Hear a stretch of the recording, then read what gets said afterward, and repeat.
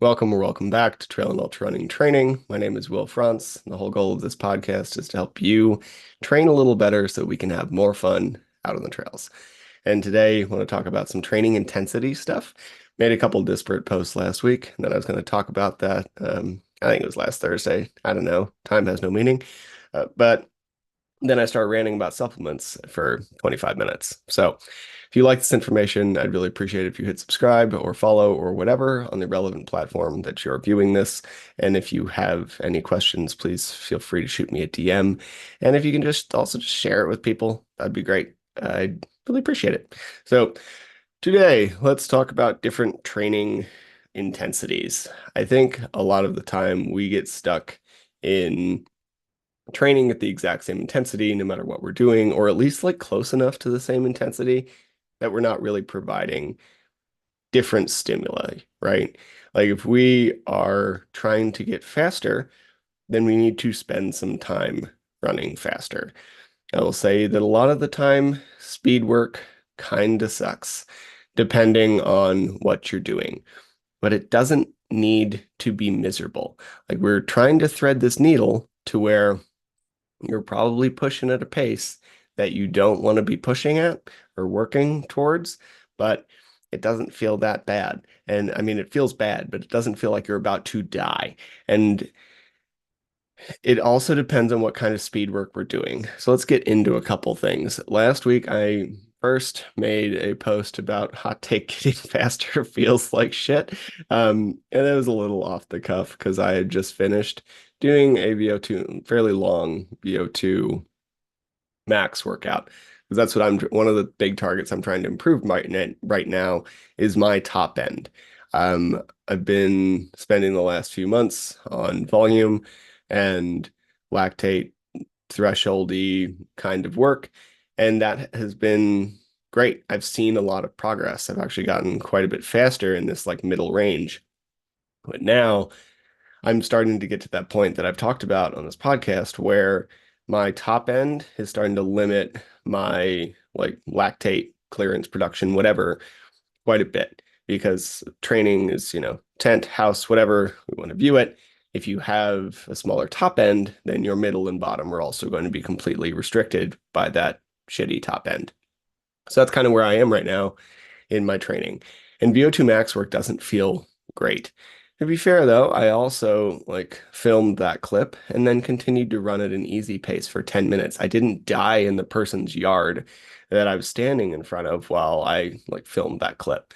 So that's kind of the thing. You're not trying to go to the point where you literally feel like you're going to keel over.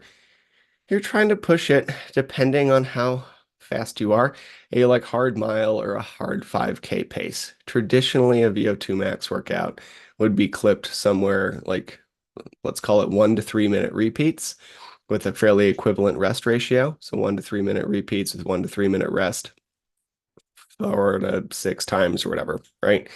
And these would usually be done at a 5K pace if you look that up. However, we have to remember that a like high level 5K runner will do that in about 15 minutes. So for me, I'm much slower than that. So maybe target something closer to my mile or my like 2 mile pace, whatever that may be. And that's going to be the stimulus I'm really looking for on this kind of VO2 maxi workout. Regardless, it doesn't matter a lot because the basic premise is push really hard, but don't murder yourself, right? Like we're pushing at a mile pace, but for maybe half a mile. You're pushing at a 5K pace, but if you're, professional, 5K pace, but maybe for like a kilometer. It feels terrible, but we're not maxing out. We're not collapsing across the finish line. So that's going to be our top end. And I don't think a lot of people do that. They don't thread that needle very well. And I see even more of this when we end up maybe lactate threshold work, where it's going to be a longer interval, typically somewhere between like, I don't know, 5 to 15, 5 to 20 minutes, depending on what exactly you're trying to achieve. Lactate is a fairly wide zone, right? Like zone 3 tends to be fairly large. So depending on whether working lower in that or whatever, it might be like 5 to 20 minutes. But you're traditionally pushing for threshold work at like a hard hour pace, which is for a lot of people going for professional going to be a half marathon. For someone more like me, it's going to be a little faster than a 10K. But if we're looking at that effort, it's hard about 10 to 15 minutes in. Like you're doing work, your legs are starting to produce lactate. You feel the slight buildup of hydrogen ions. All of these things don't feel great, but you're still breathing in a way that isn't, you can get out more words than just a single swear word. You can usually say a sentence. You can say a phrase. I think Steve Magnus ran the like, I feel good, I feel great, I can still communicate, and then a decent gulp of air. Like you're not working so hard that your lungs are wrecked, but your legs should kind of feel it, like a bigger limiter on our lactate zone stuff is going to be the byproduct of hydrogen ions. So you're going to feel them quite a bit. But your lungs are not going to be quite as taxed, right? So we need to know what that feels like. We need to put in that effort. And I think a lot of people just kind of see the interval and assume that they're going to go more or less all out for the length of that interval. So say you see 3 or 5 by 5 minutes or something, you're just going to try to kill yourself for 5 minutes and then like rest for whatever period of time and then doing it again. And that's not advisable. We're not hitting the targets. We're not going to be seeing any ability to progress because we're constantly going to be digging this hole and struggling to recover. Because if you try to PR every week, you're going to never really make improvements because you're constantly going to be in the recovery trap. Now, I also see this on recovery runs, right? Like I've heard so many people talk about recovery runs, and if you're really new, they might not be real, or at the very least, like it's going to be as much, if not more, walking than it will be running on your recovery run. If you've had a particularly fatiguing week and you're going to get out there for 20 to 30 minutes, that might still be true unless you literally make money on this sport. This can be true for almost everybody because it can be helpful. However, a recovery run often goes south because we don't feel like 20 to 30 minutes is long enough, and we don't feel like we can run anything less than a 10-minute mile. Now, for a recovery run, it very well may need to be the fact that you walk quite a bit. You cycle back and forth. You run a 12-minute mile, or say you can run a 5-minute mile, you run a 10. We're supposed to keep these really light. And a lot of the time, I think we don't believe recovery runs exist because we just don't actually try to keep them as recovery runs. We have these metrics in our head that if we're not running this fast or this long, it's a waste of time or not useful. But it's just not true. Like anywhere from 20 minutes plus, I mean, hell, I'd even argue 10 minutes counts if you focus on form, because then we could use it as a like neuromuscular drive stimulus. But 20 to 25 minutes where you at least start to get some mitochondrial development. You start to get some signaling, you get a bunch of blood flow. All of that's great. It doesn't need to be an hour. It doesn't need to be an hour and a half. It doesn't need to be this long thing. 2 to 3 miles is great. And it doesn't need to be a 10-minute mile. It doesn't need to be as fast as you can possibly run the thing. Like you can walk, run it, and you'll probably get recovery. And this is the problem a lot of the time. When we look at the recovery runs stimulus, we aren't actually trying to recover. We're letting our like monkey ego brain push these metrics on our watch instead of just like trying to go out for a nice trot and maybe stare at a tree. So recovery runs do exist depending on your, background intensity, whatever. We just need to actually keep them low. And here's where we have run into this entire thing with zone 3 being the gray zone. Zone 3 is super valuable. Zone 3 provides a lot of training with lactate. It provides a shitload of aerobic work. However, it's Also a little harder to recover from than zone two. And like anything else, if you spend all your time training a single thing, nothing else is going to develop. And that's an overstatement. It will, because a rising tide raises all ships, but it's not going to develop as much as you want it to. And you're going to slowly create relative deficiencies, right? And this is where we've seen, and sometimes this is intentional, right? Like as I said earlier, I've been prioritizing some of the lactate work over the summer, and part of that was just I knew I wanted to be doing longer work outside, and because I love the sun, and doing longer work outside, lactate stuff tends to lead to that for me. So I tried to pair my running with I tried to prepare training stimulus with something I actually wanted to do because I think that's how we'll often get the most out of our running. But now I'm being limited by that upper end, and it's because I've spent a bunch of time in the lactate space. Put like minor signals to VO2 max. It's not that it hasn't gotten better, it just hasn't gotten better relative to how much other things have gotten better.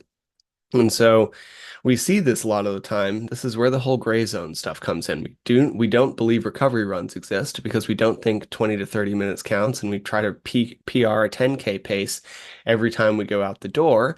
And then on the other hand, we like aren't willing to kick it in the ass a little bit for our VO2 max work because we don't want to feel that sensation like our lungs feel like they're about to just kind of half explode, right?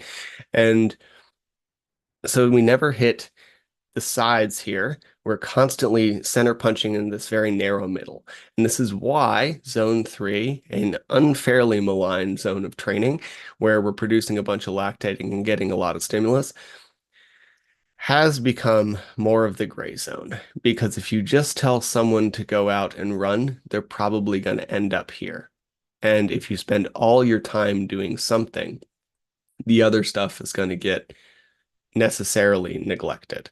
So I think if we're able to, and this is not rocket science, literally polarized training, and yet for some reason we still struggle with this after decades of this information being out there, we need to just moderate the effort a little more, right? We need to expect that our easy runs shouldn't turn into a race. We need to not compare ourselves to every other person out on the trail or out on the road.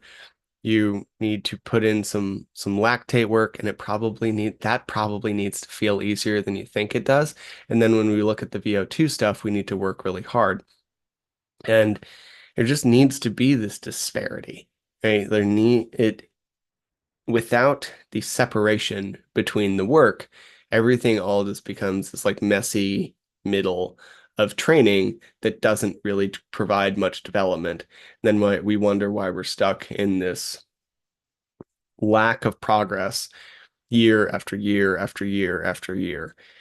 So it really depends. I don't have this generalized advice where you need to do this. It's very much figure out what you're currently doing and see which stimuli you're failing to provide yourself, right? Like if you are the type of person who runs everything easy and hasn't felt like this on a run in a while, then we probably need to push that zone or zone five or zone four or VO2 stuff a lot harder, or a lot more frequently.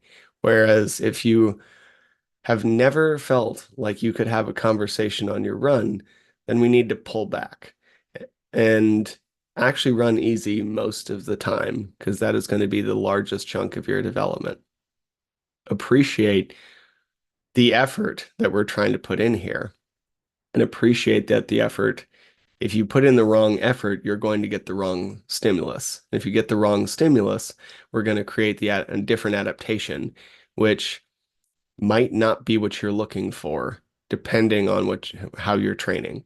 So whether you're working from a training plan or with a coach, if you never actually follow the advice or recommendations and then you just feel stagnant, could be why. That you just don't actually do a bunch of the work. So we need to figure out what we need to do. And this is the same for the gym, right? We could talk about this across the board.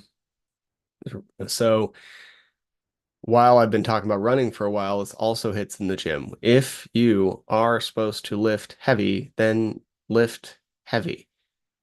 See this for runners all the time. They're kind of scared of weights, and I get it.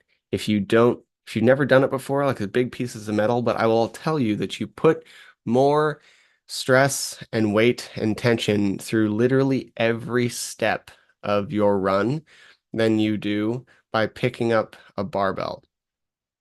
Even if you're really strong, your lower leg takes more, my lower leg takes more weight through running than it has ever taken in lifting. We know this because like I don't think I've ever heard of someone, I'm sure it's happened, but I've never heard of someone getting a tibial stress fracture from lifting weights. It happens all the time when we run, right? There's a lot of stress put through your system. Now, that's not to say do it with bad form. Form matters. Make sure you know what you're doing. Get a coach if you need to. Film it and send it to me. I like strength training. I'm happy to help you do it a little better if that's what you want to do. However, make sure that we're actually putting in the effort. If every time you go into the gym, you pick up the same weight and do 15 reps when you could do 25, then it's no surprise you're not getting stronger and that your injuries have stayed the same. We need to actually pick up something for 8 that you could maybe pick up for 9. Right? Like it needs to be difficult, just like the intense running stuff. Most runners, this is not you, that's fine. But I spend some time just like practicing weightlifting movements at a pretty low intensity because I like lifting and would like to get better at it as a skill, much like I treat my running. That's not most runners. I don't think most people here are trying to like PR their back squat or learn how to like snatch over their body weight over their head. So unless that's the thing you're trying to do, then how about we pick some quality movements, get in, actually put in the work, and then get out rather than going in there and really just kind of wasting time in a way that you could be running. Because when we don't put effort into the gym, this is where we end up with the problem that whenever you do sessions on or studies on lifting and runners, you don't see progress because they're too short and we don't actually put enough stimulus through the body. However, if you do go in there and lift heavy weights with good form, you will see progress and you'll probably see an injury reduction as long as you do the correct movements for what you need. So if you need anything, please shoot me a DM or a message or whatever. I'm happy to help you. Please let me know if, yeah, just let me know how I can help. That's what I'm here for. I'm gonna head to work and do some running. I have speed work later today, so I'm probably gonna feel like I'm dying again because VO2 max work is not super fun. And it is pouring to a degree that at least while I'm recording this, it's pouring to a degree that the roads are not particularly great to run on. So we'll see if I'm stuck doing speed work on a treadmill. So I hope you have a great rest of your day and have some fun on the trails.